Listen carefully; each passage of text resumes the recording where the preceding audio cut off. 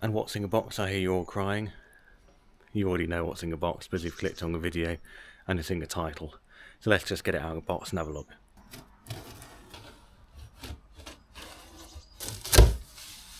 You're gonna have to forgive me if this is a shortish video. It's drizzling with rain at the minute, and it's that sort of rain that's known to get you right wet through. Right, let's have a look at what's in the box. Large rucksack, carry bag on 3 wheels. A fairly standard generic seat. Your tracking fin. Going to be a foot brace. It's had a bit of a hard life already by the looks of it. The kayak itself is there. Got the repair kit. A high pressure single action pump. Interestingly, it's not a double action pump, but it does appear to be fairly decent quality.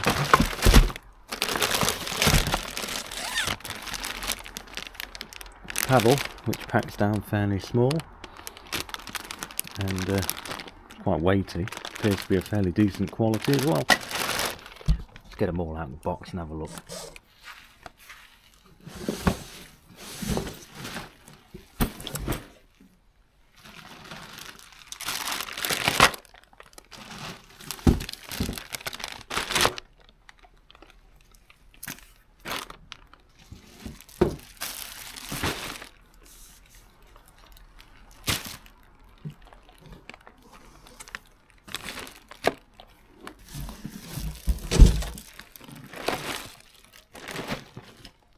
I can tell you one thing for free, that's not getting packed away like that again. I'm not the best at folding boats back down, so that's probably just going to get bundled up and rolled away. Let's jump straight into the kayak itself, because I know you hate looking at these videos and talking about the accessories. So it comes bundled up, and it's got a good strap around it as well, so that's going to come in handy. Let's get it unrolled and have a proper look.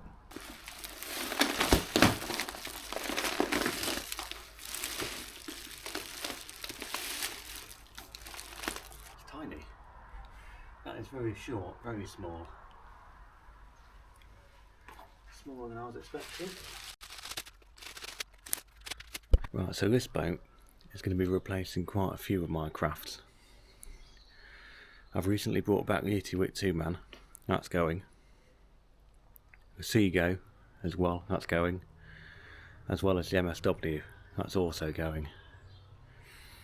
The Fon is probably going, but I think Carl wants to do a re-entry test on that first, so I'll keep hold of that just for him. And I'm hoping you can soon see why this is going to be replacing the other vessels. It's a lot smaller. It's about the same size as the Seago. It's very similar length to the Seago, but it's got rigid bow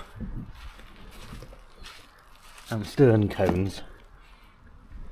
So it's quite an interesting looking boat this, so hopefully she'll move along the water quite nicely and track quite well, even without a skeg in it.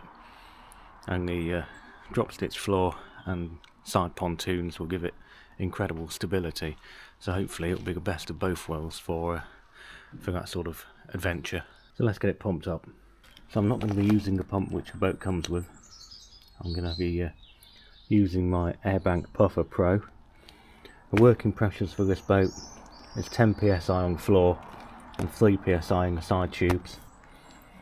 For all intents and purposes I'm going to be using I think I'm going to go for 8 on the floor, given the fact it's only just to show you guys what it looks like, and 2.5 in the sides, just to make it a bit easier to pack away.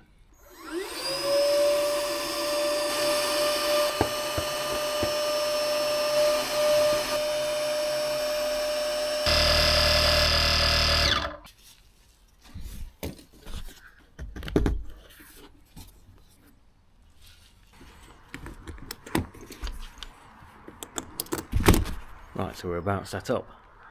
Obviously not putting a skeg in, so that's self-explanatory. I'll show you that in a bit. So the seat, a bit awkward to set up, and it looks very basic,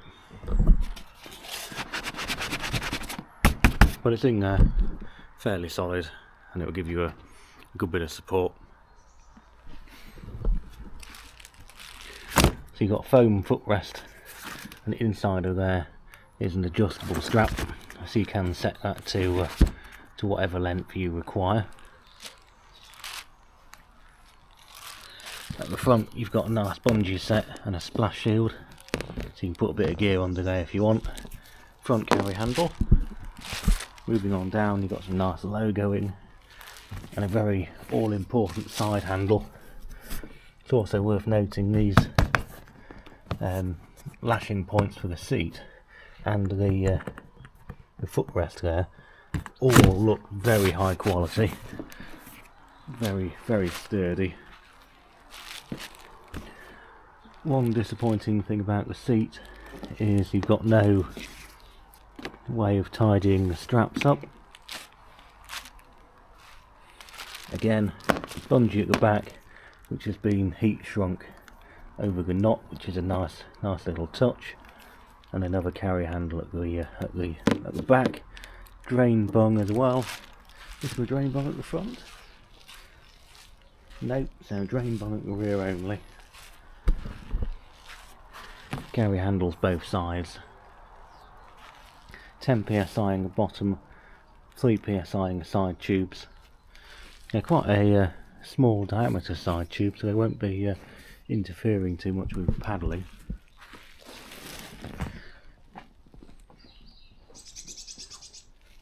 I should say it's around about 11 kilos. And of course at the front and the back you've got this very interesting profile, which should, in theory, cut through the water quite nicely. So I'm very much looking forward to getting this out on the water tomorrow. A little bit more detail shot there at the pointy bow.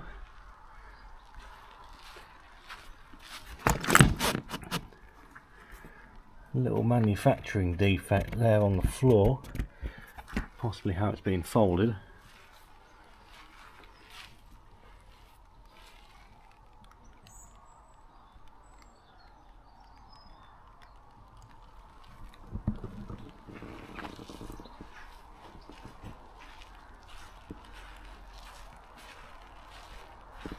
Let's flip it over and have a look at the underside.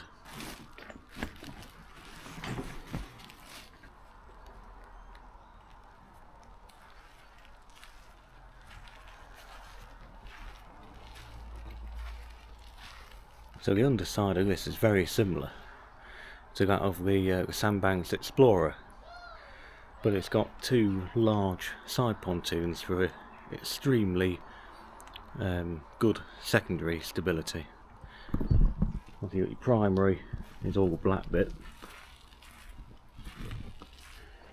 then you'll move on to the secondary, which is probably going to be about a third of the way up the yellow. So it's going to be a very stable kayak, and hopefully quite a fast one at that. So on the underside, nice rigid reinforced nose cones, all taped for rigidity and strength. Interestingly, the floor on this, that's actually the drop stitch. It's not got one of those tarpaulin sheets and then the drop stitch on the other side of it. So the floor on this is actually the drop stitch, and then you've got this sort of glued on intermediate panel before the side tubes. So in theory that actually makes this a one-piece boat, so you can't take the floor out. So Carl, it's a one-piecer. Standard tracking fin mount, so will be suitable for the E-fin as well, so I'm going to definitely give that a go at one point. That's being glued on very solidly, again all taped and glued around the back. So the construction of this kayak is very good. I'm very impressed with the construction of it. It's all premium It's all very premium. Handles are of a nice smooth, almost like a seatbelt material, and then it's a like a padded neoprene on the inside, so they're nice and soft to touch. I'm not convinced about that seat. Every kayak I get, I don't really like the seats they come with. Stick my bluefin one in it. Valve covers are attached to a long piece of string, so you don't have to worry too much about getting them caught inside the valve as you open and close it. Looking forward to getting this on the water. The rain's getting a bit heavier now, so I'm going to just dry this off quickly and give it a pack away. Not going to worry about drying it off too much because it's only fresh water, and it's going out tomorrow anyway. So you know what to do. Watch the next video and you will see it out on the water. But in between times, let's have a look at the accessories and bag and stuff in a bit more detail. So I've just deflated the two side tubes, and I have noticed the valves on these are the nice ratcheting ones, which you simply push in once. Don't need to worry about turning them, you just push them in and they deflate. Right, so a little bit more detailed look at these accessories which you get. First of all, I'm going to have a look at the foot brace. There's not really a lot to look at here. Mine's been slightly mangled inside of transit. It may well puff back up as it is like a sort of a memory foamy material, so I expect it may well come back to life. It is adjustable inside of a tube in one way, shape or form. There is a little adjusting buckle, so you can alter the length of this inside of the kayak. I might have to rewrap that in something myself, but always something good to have. Probably wouldn't have gone for memory foam if I was designing a boat myself, because that's going to act like one massive sponge. A strap, a universal 9-inch tracking fin, about as standard as they come, a repair kit,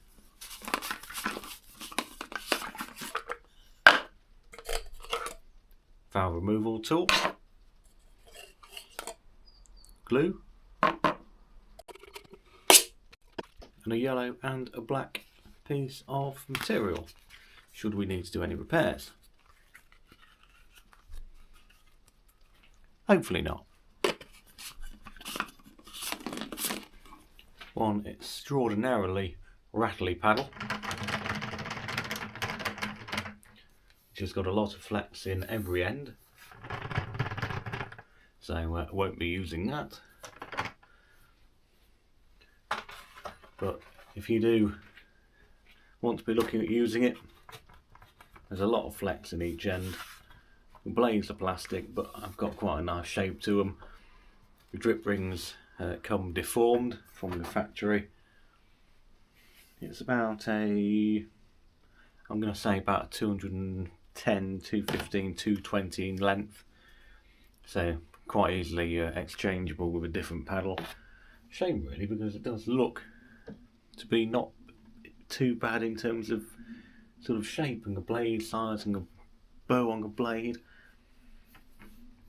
It just far too rattly for me. It just nah, can't paddle that. I was that angry about the paddle I put it away before actually finishing talking about it. The actual weight of the paddle is quite high as well. I probably put it at about 1.2 kilos, so nah. There you go. It doesn't even want to sit on the chair where I've left it. It's fallen off, look, so it's destined for the bin. And lastly, we're going to have a quick look at the pump it comes with. So nice big branded pump, and I was wrong when explaining about the pump when taking it out of the box. It is actually a double action pump, which is altered by a little red valve there. I have just tried the pump, and there isn't a lot of difference between it in single stage or double stage. Double stage is with a pin in, single stage is with the red pin out. With the red pin in, as you draw the pump up, it does give a very small volume of air in comparison to what's pumping it down. So it's not really a true two-stage pump, but it will certainly help if you are wanting to use the original pump that the kayaks come with. I always use an electric pump, A, because I'm lazy, and B, I just find these pumps big to carry around and quite cumbersome, trying to find putting that in the valve, screwing that in, and by the time you put that in, that end's come out and you're just knackered by the time you hit the water. So it will get you on the water as a first time kayaker. It certainly will get you on the water, but with a lot of these accessories you do want to treat them as just a bit of a bonus. Once you've got your kayak, kit yourself out with an electric pump, kit yourself out with a better seat and a better paddle, and well, before you know it, you've got yourself a cracking little setup. So the bag it comes with is a nice branded bag. It's on 3 wheels at the bottom, a handle there as well which will aid lugging it in and out of the car. That is a fantastic addition, well done Bluewave. Handle at the top, clear pocket in the front for any form of sort of documentation or instructions. Interestingly, this doesn't actually come with paper instructions. You have to download them when you get the invoice. Handle at the top, little clear identification pouch on the back. Straps at the top, strap at each side, which loops round to cinch it all together. The rucksack sort of style straps, which aren't actually connected to anything at the minute, so I'll have to suss them out. Looks like they just need tying on. It's got a large heavy duty style zip, handle on the side again, and on the inside you've got straps and buckles. Interestingly, all of the buckles aren't actually set up, you have to set them all up yourself, so it's not a mammoth task. And no lower strap, but there is a protective layer to stop the boat from being caught by the wheels. But the true test of time for that bag will be, can I fit the kayak back in it? So the answer to can I get it back in the bag is a resounding yes, with room to spare. I've got the boat, my pump and a PFD. Plenty of space in there just to lay your 4-piece paddle on the top, which I just need to grab out of the shed, then I'm all ready to hit the water tomorrow, with a little bit of room to spare. So thank you very much for watching today's little unboxing and first inflation, first thoughts video. I do overall really like the look of this kayak. I know I say that about a lot of them, but this one really has ticked a lot more boxes than I expected it to. So it's going out on the water tomorrow. That'll be a future video, so do please subscribe to the channel and watch out on later if you want to. You take care of yourselves. Bye bye.